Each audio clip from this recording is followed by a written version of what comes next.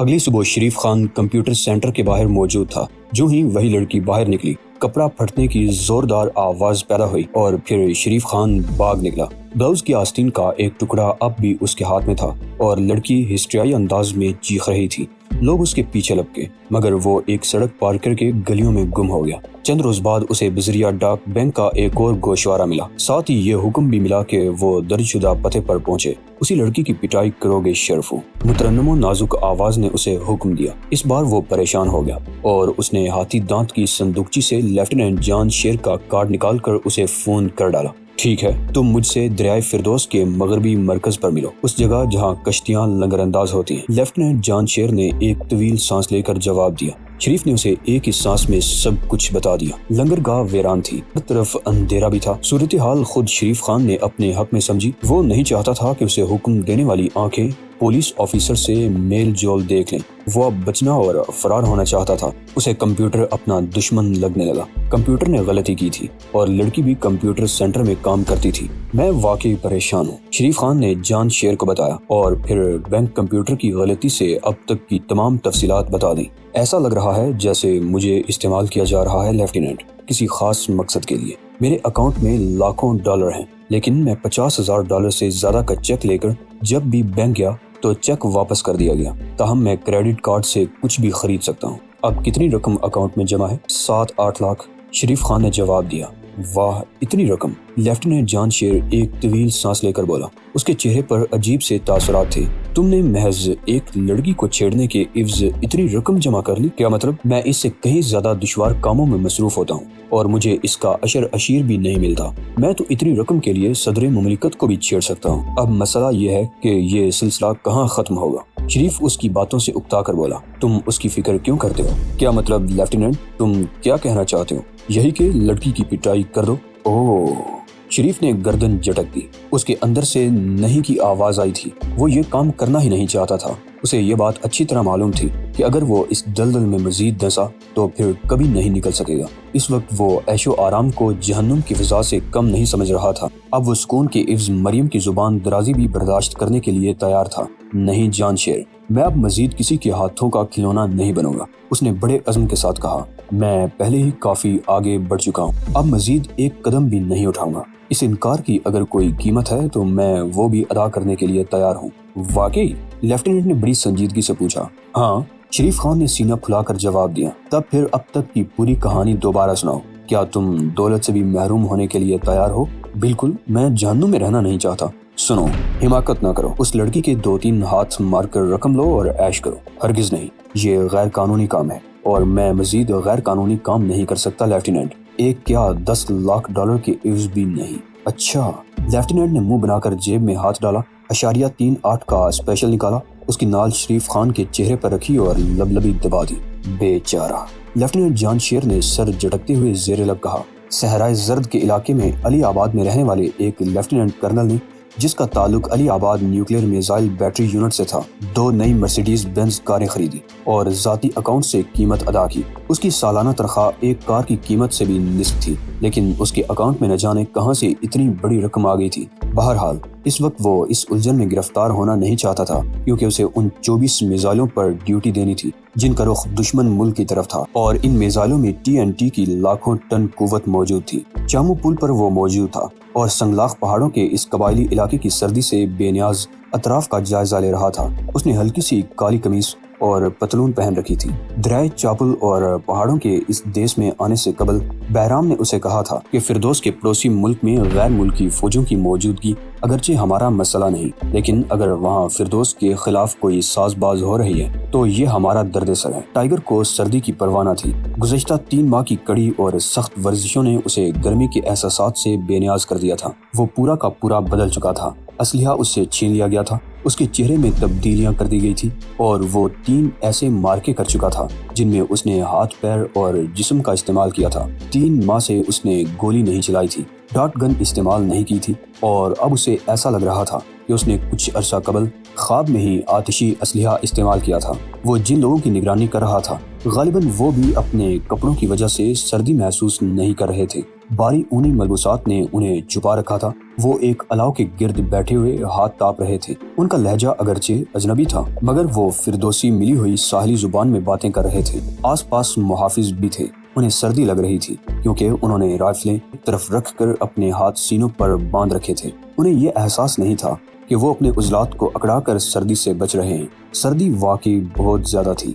वजह हरारत नुक्ताए अंजमात से 3 दर्जे नीचे था। बर्फानी हवाएं भी चल रही थी और टाइगर ने सांस की रफ्तार सुस्त रखी थी। उसे यही बताया गया था कि सांस की इस खास वर्जिश से जिस्म का दर्जा हरारत बढ़ाकर बैरूनी जिस्म फैली हुई सर्दी से निपटा जा सकता है। वो बिल्कुल साकत खड़ा हुआ था, इतना साकत कि मुहाफिजों ने भी उसे देखा था, मगर उसे कोई लंबा पत्थर समझकर नजरअंदाज कर दिया था। कैंप फायर के गिर्द मौजूद तमाम लोग सर्दी से बचने के लिए कोशां थे। उसके लिए उन्होंने सोचने समझने की कोशिश तर्क कर दी थी और उनके जहन पर सर्दी गालिब थी, जबकि टाइगर ने अपने जहन को आजाद छोड़ दिया था। उस वक्त तक झाड़ियों की जड़ों में पैदा होने वाली सरसराहट भी सुनाई दे रही थी, जो आम कान नहीं सुन सकते थे। उसको बुने हुए उस गोश्त की महक भी महसूस हो रही थी जो अभी कैंप में मौजूद लोगों ने खाया था। वो हल्की सी आवाज भी उसे सुनाई दे रही थी जो एक गार्ड के पैरों के हिलने से पैदा हो रही थी। वो बू भी महसूस कर रहा था। ये बू गैर मुल्की सिगरेटों की थी जो वो लोग पी रहे थे। अब हम अंग्रेजी में बात करेंगे। उसे अचानक ही ऊंची आवाज सुनाई दी। ये उस गिरोह के कायद की आवाज थी जो यहाँ पड़ाव डाले हुए था। हम साम्राज्य के खिलाफ अपनी जिंदगियां वक्फ कर चुके हैं, कायद ने कहा। जिस तरह यहाँ हम साम्राज्य अज़ाइम को नाकाम बनाने के लिए मौजूद हैं, इसी तरह फिरदौस में भी कोशिशें जारी हैं। हमारे पास तैयारों, गोलियों और बमों की कमी नहीं, लेकिन इस मुल्क के पड़ोसी मुल्क का सदर हमारी राह में मुजाहिम है। वो अपने लोगों को जमहूरियत की नशीली गोलियां दे रहा है और उसने बागियों को पनाह दे रखी है, लेकिन हम उसे बता देंगे कि हम कितने ताकतवर हैं। वोडका के नशे में धुत लोग तालियां बजाने लगे। उनमें से कुछ लोगों ने वो नारे भी लगाए जो मुसलमानों का तुर्राह इम्तियाज होते हैं। टाइगर ये नारे सुनकर कांप उठा। एक मकरूह मकसद के लिए इन नारों का इस्तेमाल किया जा रहा था। हाँ, मुसलमान भाई हमारे साथ हैं, गिरोह के कायद ने कहा। तुम लोग कूड़े के ढेर पर पड़े हुए बासी रोटी के टुकड़े हो। उन लोगों को अचानक ही तारीकी में से किसी की आवाज सुनाई दी। उन्होंने उछल कर इधर उधर देखा, मगर उन्हें कोई नजर न आया। तुम यहाँ अंधेरों में साजिशें कर रहे हो, पड़ोसी मुल्क में बमों के धमाके करा रहे हो जिनमें बेगुनाह लोग हलाक हो रहे हैं, मगर अब तुम नहीं बच सकोगे। ये कौन कह रहा है? मेजर जनरल अस्तिनोफ को गुस्सा आ गया। मैं कह रहा हूँ, गुप्त अंधेरा फिर बोला। आज की रात तुम लोग जूट की फसल काश्त करने में कामयाब नहीं हो सकोगे। मुझे फिल वक्त ये इख्तियार नहीं कि तुमसे बमों के धमाकों और अमवात का हिसाब लूं, लेकिन मैं तुम्हें इस साजिश पर अमल करने से रोकने के लिए आया हूँ जो तुम यहाँ तैयार करके आए हो। इसे गोली मार दो, मेजर जनरल अस्तिनोफ ने चिल्ला कर कहा। किसे? दर्जनों क्लाशनकोफ सीधी होगी। अंधेरे को? मेजर जनरल ने चिल्ला कर कहा, और फिर सैकड़ों गोलियां अंधेरे में गुम हो गईं। गोलियां चलने की आवाजें बहुत खौफनाक थीं, और जब ये आवाजें बंद हुईं तो हर तरफ मजीद खौफनाक खामोशी छा गई। भाग गया, मेजर जनरल ने अपने लोगों को हरासा देखकर हंसते हुए कहा, जो इस वजह से परेशान थे कि इतनी गोलियां चलने के बाद अंधेरे में से किसी की चीख सुनाई नहीं दी। कोई बुज़दिल टीले के पीछे छुपकर बकवास कर रहा था। किस टीले के पीछे कामरेड जनरल? एक कर्नल ने पूछा, क्योंकि आसपास कोई टीला नहीं था। बात आई गई हो गई। जनरल एक बार फिर ड्यूटियां तकसीम करने लगा। कामरेड लेफ्टिनेंट, तुम्हारे आदमी तैयार हैं? Yes comrade general. उन्हें डायनामाइट दे दिया गया है। क्या सब मकामी है? 100%। हम अपने आदमी ऐसे मिशन पर नहीं भेजते। उन्हें हिदायत कर दी गई है कि किसी बारोनक बाजार में धमाका होना चाहिए। तुम्हारे दिलों पर बम रख दिए जाएंगे तो तुम्हें बमों की शिद्दत का एहसास होगा। अंधेरे में से फिर आवाज आई, कौन है? सामने आओ बुज़दिल। मेजर जनरल इस बार बहुत जोर से चिल्लाया, जरा सामने तो आओ। कई फौजियों ने अपनी राइफलें सीधी कर ली। इस बार जवाब नहीं मिला। शायद कोई साम्राज्य एजेंट आसपास मौजूद है। बहुत सहमा हुआ लगता है। मेजर जनरल अस्तिनोफ ने इस बार नरम लहजे में अपने साथियों को बताया। उसकी कोशिश थी कि उसके लहजे से खौफ जाहिर न हो। हम बहुत ताकतवर हैं, हमारे पास हर किस्म की कुव्वत है। नहीं, इस बार आवाज दूसरी तरफ से आई थी। तमाम लोग उसी तरफ पलट गए। तुम इतने ताकतवर नहीं कि मुझे शिकस्त दे सको। उसी लम्हे बहुत से लोग पहलू बदल कर आए, क्योंकि आवाज वाला अचानक ही सामने आ गया था। वो नौजवान था और उसकी काली आंखें चमक रही थी। वो सिर्फ स्याह कमीज और पतलून में था। ये शराब है, मेजर जनरल ने पैर पटक कर कहा। महज फरेब नजर है। नहीं, वो बिजली की तरह चमका था। और फिर मेजर जनरल के अकब में पहुंचकर उसने एक कर्नल की गर्दन इस तरह पकड़ ली थी कि जिस्म उसके लिए डाल बन गया था। देखो, महसूस करो, मैं हकीकत हूँ, उसने कहा और फिर अंधेरे में छलांग लगा गया। देखा गया फरेब नजर था ना? मेजर जनरल ने हंसकर कहा। لیکن اسی لمحے کیمپ فائر کی طرف کوئی گیند نما چیز آ کر گری۔ نوجوان فوجی ادھر ادھر پھر دیکھنے لگے۔ انہیں کسی چیز کے چٹکنے کی آواز سنائی دی تھی۔ اب وہ گیند کی طرف دیکھ رہے تھے جس سے بہنے والا خون انہیں الاؤ کی وجہ سے صاف نظر آ رہا تھا۔ انہیں یقین تھا کہ آواز چٹکنے کی نہیں کٹنے کی تھی، اور ان کے سامنے اس کرنل کی گردن پڑی تھی جسے اجنبی نوجوان اپنے ساتھ ہی اندھیرے میں لے گیا تھا۔ انہوں نے پلٹ کر میجر جنرل کی طرف دیکھنا چاہا، اگر اب وہ بھی اپنی جگہ پر موجود نہیں تھا۔ ایسا لگ رہا تھا جیسے اسے تاریکی نے ہڑپ کر لیا۔ میجر جنرل استینوف اپنے باری کوٹ میں بری طرح مچل رہا تھا۔ کوٹ اس کے لیے اب بوری ہی ثابت ہو رہا تھا، ایسی بوری جس میں وہ خود اپنی غلطی سے بند ہو گیا تھا۔ الاؤ اور کیمپ سے چند گز دور جا کر ٹائیگر نے اس بوری کو زمین پر پٹخ دیا۔ گڈ ایوننگ، ٹائیگر نے مسکرا کر کہا۔ میں ایک اہم پیغام لے کر آیا ہوں کامریڈ جنرل، ہمیں امریکیوں سے کوئی عداوت نہیں۔ میجر جنرل نے ٹائیگر کی نئی شکل دیکھتے ہی کہا۔ جنیوا مذاکرات جاری ہیں اور ان بلاواسطہ مذاکرات میں مسئلے کا کوئی حل ٹائیگر نے اس کے منہ پر ہاتھ رکھ دیا۔ جھوٹ نہیں بولا کرتے، میں جھوٹوں کو کوٹ ہی نہیں ان کی کھال سے بھی محروم کر دیا کرتا ہوں۔ یہ کہتے ہوئے اس نے کوٹ کھینچ لیا۔ اس کوشش میں جنرل کا ایک بازو بھی مڑ گیا۔ اب تم ایک بات اچھی طرح سمجھ لو، فردوسی ایوان صدر میں موجود شخص بہت اچھا ہے۔ پھر جنرل کوٹ اترنے کے بعد کانپنے لگا تھا۔ اچھے آدمیوں کو قتل کرنا بری بات ہے، سمجھ گئے؟ ٹائیگر نے کہا اور جنرل کی قمیص بھی اتارنے لگا۔ یہ کیا کر رہے ہو؟ کیا کر رہے ہو؟ جنرل بری طرح کانپنے لگا کیونکہ سردی چاقو کی طرح اس کے جسم میں ترازو ہونے لگی تھی۔ یہ لو، ٹائیگر نے قمیص جنرل کے شانے پر ڈال کر کوٹ بھی اوپر ڈال دیا۔ اور اب غور سے چند باتیں سنو۔ تم خدائی فوجدار نہیں ہو، تم بہت چھوٹے چھوٹے لوگ ہو اور 1000 سال سے تم پستہ قامت ہو، لیکن تم وہ کام کرنا چاہتے ہو جو صرف اللہ کر سکتا ہے، لیکن تم ہر بار ٹھوکر کھا کر منہ کے بل گر پڑتے ہو۔ مجھے دیکھو، میں بھی بہت چھوٹا آدمی ہوں، لیکن تمہارے کسی بھی محافظ کی گولیاں یا یہاں کی سردی مجھے نہیں مار سکی۔ اس کی کیا وجہ ہے؟ میں جنرل اگرچہ اوور کوٹ اپنے گرد لپیٹ چکا تھا مگر اب بھی کانپ رہا تھا۔ تم نے پرانی کہانیاں تو سنی ہوں گی؟ ہاں، کچھ 2-3، جنرل نے جس کے دانت بج رہے تھے بمشکل جواب دیا۔ کیا تم نے سناجو کا نام سنا ہے؟ نہیں، شاید یہ کوئی نیا امریکی طیارہ ہے۔ نہیں، سناجو امریکہ سے بھی پرانا اور کہیں زیادہ طاقتور ہے۔ ٹائیگر نے سینے پر ہاتھ رکھ کر جواب دیا۔ تو کیا سناجو شاہ کا آدمی ہے؟ اب شاید تمہارے جسم میں حرارت واپس آ رہی ہے، لیکن سناجو نئے شہنشاہوں کا آدمی نہیں ہے، وہ ان نئے شہنشاہوں سے بھی صدیوں پرانا ہے۔ اوہ، قدیم سناجو، موت کے ہرکائے۔ لیکن میں نے سنا ہے کہ ہر سناجو مر چکا ہے۔ سناجو کبھی نہیں مرتا، جب تک انسان زندہ ہے سناجو زندہ رہے گا۔ مگر سناجو کہاں ہے؟ سناجو یہ ہے۔ ٹائیگر نے ایک بار پھر سینے پر ہاتھ رکھ کر جواب دیا۔ تم سناجو ہو؟ میرا جواب تم سن چکے ہو۔ قدیم داستانوں میں ایسے سناجو سورماؤں کا ذکر ہے جو قدیم زمانے کے بادشاہوں کو قاتلوں سے بچا لیا کرتے تھے۔ تم بھی سناجو ہو؟ جنرل کی آواز گھٹ سی رہی تھی۔ ٹائیگر نے اس بار جواب دینے کی بجائے جنرل کو ایک ہاتھ سے اٹھا لیا۔ وہ یہ بھی دکھا رہا تھا کہ شدید ترین سردی بھی اس کے اعصاب کو متاثر نہیں کر سکی۔ لیکن سناجو تو مشرقی تھا اور تم… وہ ہاتھ پیر مار رہا تھا۔ مغربی کہہ کر مجھے گالی مت دینا جنرل، ٹائیگر اگرایا۔ تم اتنے ہی بے وقوف ہو کہ تمہاری آنکھیں سچ نہیں دیکھ سکتی؟ کیا تم نے یہ نہیں دیکھا کہ سردی سے مجھے کوئی نقصان نہیں پہنچا؟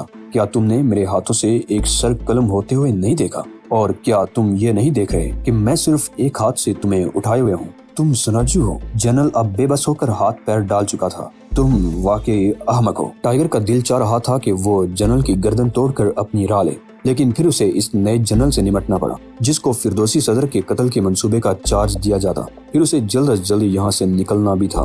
سناجو کی واپسی۔ جنرل کی حالت غیر ہو رہی تھی۔ کیا شاہ بھی واپس آ جائے گا؟ یہ میرا درد سر نہیں۔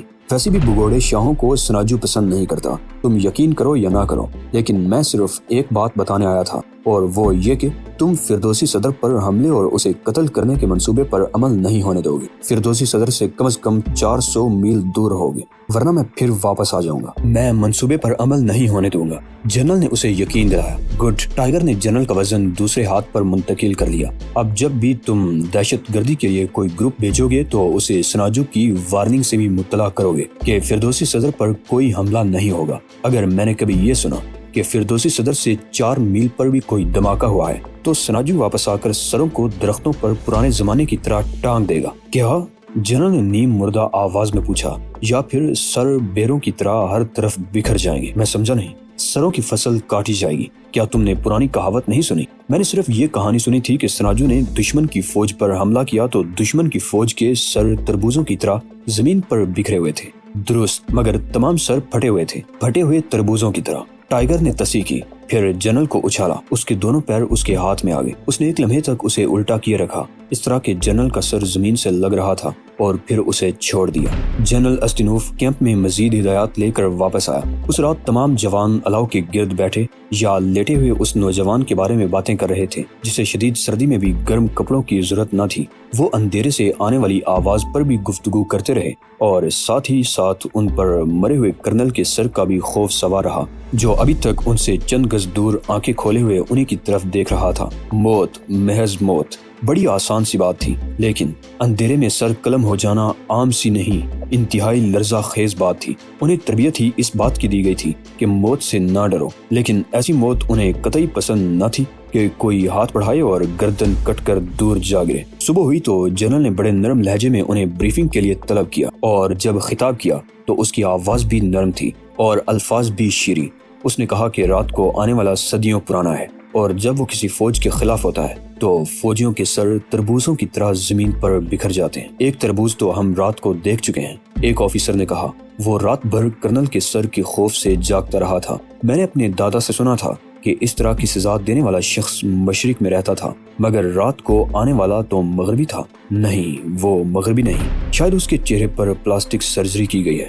وہ سناجو تھا۔ اس نے خبردار کیا ہے کہ ہم فردوسی صدر کے خلاف کوئی کارروائی نہ کریں۔ تمہاری کیا رائے ہے؟ کیا ہم خاموش رہیں، منصوبے پر عمل نہ کریں؟ اگر ہم نے ایسا کیا تو وہ ہم سے انتقام لینے کے لیے نہیں آئے گا۔ جنرل نے یہ کہہ کر تمام چہروں کو بغور دیکھا۔ خاموش جوان اور افسر اس کی سر ہلا کر تائید کر رہے تھے۔ تبھی سورج پوری طرح طلوع ہو گیا، اور اسی لمحے انہیں عقب سے آواز سنائی دی، گڈ مارننگ۔ انہوں نے پلٹ کر دیکھا۔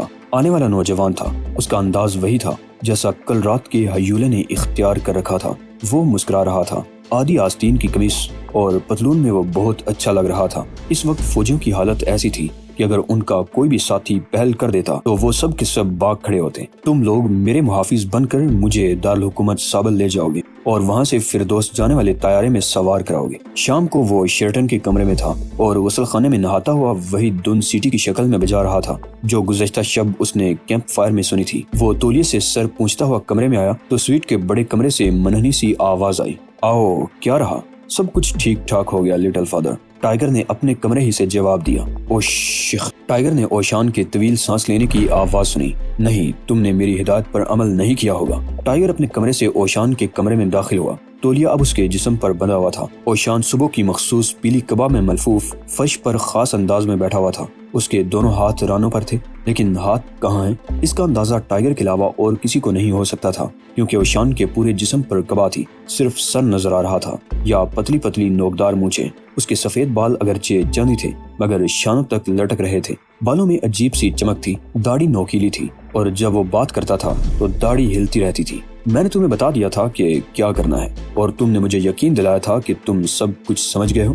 بالکل، ٹائیگر نے سر ہلا کر جواب دیا۔ آپ نے بہت واضح طور پر بتا دیا تھا، مگر یہ بھی بتایا تھا کہ وہ ملک ایران ہے، جبکہ وہ ایران نہیں، اور وہاں کا بادشاہ بگوڑا ہے، ایران کے بادشاہ کی طرح۔